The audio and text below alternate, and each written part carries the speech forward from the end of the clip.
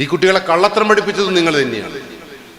ഈ ഉറൂസിന്റെ പിരിവിനൊക്കെ വീട്ടിൽ പോകുമ്പോൾ പല ബാപ്പമാരും കുട്ടികളോട് പറഞ്ഞിട്ട് ബാപ്പ ഇവിടെ ഇല്ല എന്ന് പറഞ്ഞേക്ക് എന്ന് പറഞ്ഞിട്ട് കട്ടിന്റെ അടിയിൽ ഒളിച്ച് എത്ര ബാപ്പമാരുണ്ട്. ഇത് കണ്ടിട്ട് കുട്ടി വന്നിട്ട് പറയാ ഇല്ല ബാപ്പ ഇല്ല.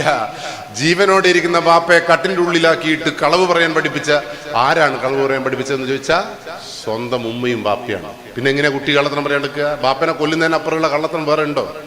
എനിക്ക് അറിയാം എന്റെ കുട്ടി എന്ത് കുട്ടി. അതുകൊണ്ട് ഇന്നു മുതൽ ഓർമ്മിച്ചോ, ചൊട്ടയിലെ ശീലം ചൊടല വരെ. 3 വയസ്സ് മുതൽ കുട്ടിയുടെ മനസ്സിലേക്ക് മതപഠനത്തെ കൊണ്ടുവരുമ്പോ കുട്ടിക്ക് കൃത്യമായ ഒരു ദീനിബോധവും മതബോധവും ഉണ്ടാവുന്നു. ശരിയാണോ? എല്ലാവരും ഒരേപോലെ. അത് ഞങ്ങളതൊന്ന് മാറ്റിയോക്ക്. അത് ഇക്കൊല്ലം അങ്ങോട്ട് മാറ്റിയോക്ക്. നിങ്ങൾ ഇക്കൊല്ലം തൊട്ട് പറയാ 20ാമത്തെ വയസ്സിലാണ് മതപഠനം തുടങ്ങുമെന്ന് പറഞ്ഞോ നിങ്ങൾ. പിന്നീട് ഒരു കുട്ടീനെ നമുക്ക് പിടിച്ചാൽ കിട്ടൂല. ശരിയാണോ? അപ്പോ ഈ നിങ്ങൾ ആഗ്രഹിക്കുന്ന സംഗതികൾ, കളവ് പറയരുത് എന്ന് നിങ്ങൾ ആഗ്രഹിക്കുന്നുണ്ടെങ്കിൽ 3 വയസ്സ് മുതൽ തുടങ്ങണം.